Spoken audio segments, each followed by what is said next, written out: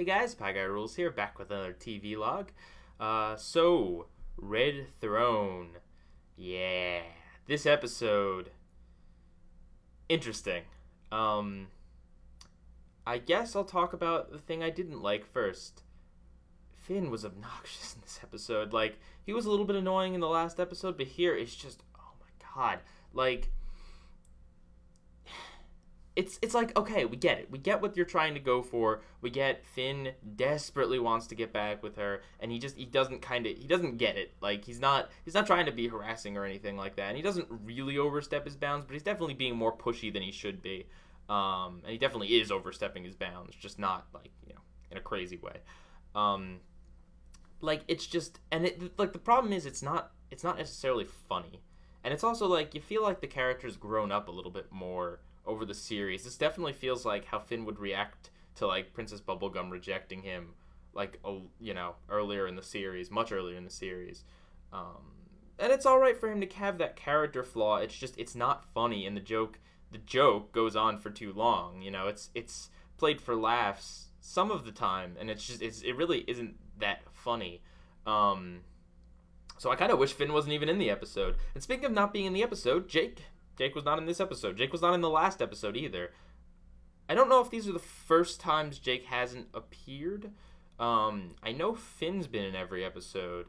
Well, actually, except for I don't think Finn... No, Finn wasn't in the second Fiona and Cake. But I guess if you want to count Fiona as Finn, I don't know. But aside from that, I don't know if Jake hasn't been in an episode. I know, like, way back, it came from the Nightosphere, where he appeared for like a split-second cameo at the end. But it's weird seeing him not here. It would be cool to go back and see, like, have an episode or two without Finn and just kind of show what he's been up to. It says he's at Ladies or whatever. Oh man, like, imagine if he comes back and he's like, Lady and I are splitting up. That would be heavy stuff, man. I don't know if Finn could handle that. But anyway, but yeah, it's noticeable, and I guess it had to be there for Finn to be this desperate and sad and pathetic in this episode and the last, as clingy as he is to Princess Bubblegum and now to Flame Princess. I guess if Jake was there, Finn would probably control himself a little bit more, and Jake would probably be there to keep him in check. So I guess it was necessary for the story to be what it was. But yeah, the rest of the story, interesting. Really interesting stuff. Like, the pacing, like, I love how they've been pacing out this season, in that, like, they had enough episodes away from Flame Princess, because, like, they were getting a little bit too into the romancy side, and they it's been like 7 or 8 episodes or something like that since then, and they've kept us, like, anticipated, like, oh, what's going on with that? What's going on with Cinnamon Bun? Like, what's all this? And now it's finally answered. And it's cool to see her. It's cool to see her evolve as a character. Like, okay, so this is both Cinnamon Bun and Flame Princess. Obviously for Cinnamon Bun, but also for Flame Princess. It shows that they've both had quite the character development over the course of the series. Like, especially recently. Like, when we first met Flame Princess, she didn't know anything. You know what I mean? Like, she was basically Rapunzel. She was trapped in a tower or a torch, or whatever the word for that would be. Nope, not coming to me. But yeah, she didn't know much about ruling or good or evil or anything. She was just like, destroy everything, but she's really kind of come into her own as a leader, and she's proved that she's doing a decent job, aside from maybe overworking herself a little bit. And then Cinnamon Bun. So Cinnamon Bun, there's a point later in the episode where he gets toasted in the eyes, and it's apparently a callback to, like, the first appearance where Princess Bubblegum's like, he wasn't quite fully baked, and now he is, and that's why he's, with it. But even before that moment, he's definitely shown a sign, like a big sign of maturity and just, like, understanding of the situation. This isn't Cinnamon Bun from season 1 or 2. He's not a joke. He's serious. And I don't know how I feel about Cinnamon Bun and Flame Princess being an item, like, romantically. It's a little bit weird. But I think at least as far as like a friendship or like a knighthood, it definitely does work, and it definitely is kind of a sweet relationship.